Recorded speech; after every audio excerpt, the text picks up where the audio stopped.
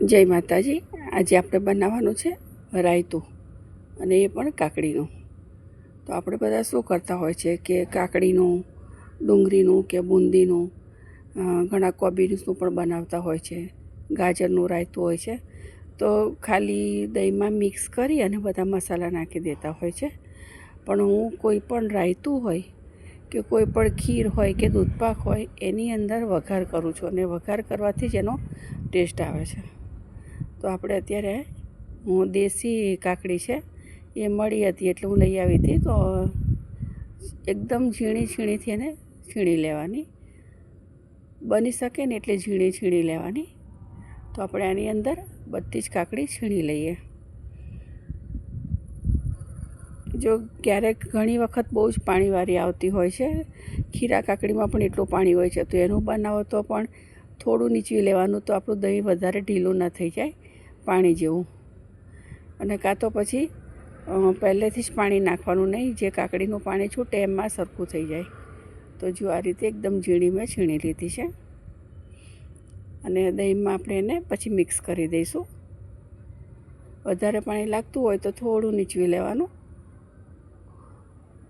મસળી અને આપણે દહીંની અંદર નાખી દઈએ।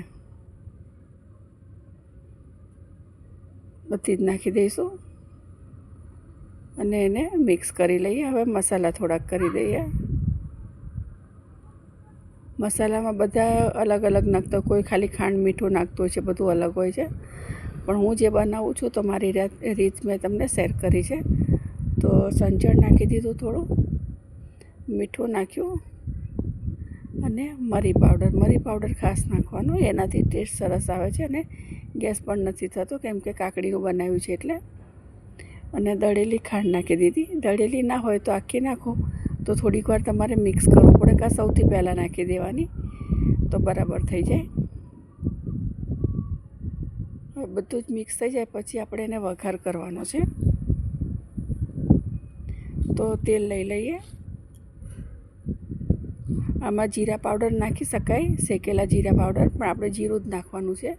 એટલે જીરું છે, લીમડાના પાન થોડાક સમારેલા છે, થોડા આખા છે, અને મરચાંની કટકી। તો તેલ ગરમ થાય એટલે એની અંદર નાખી અને આની અંદર આપણે રેડી દઈશું। તેલમાં મરચું નાખીશું ને એટલે તીખું પણ નહીં લાગે, તળાઈ જાય એટલે।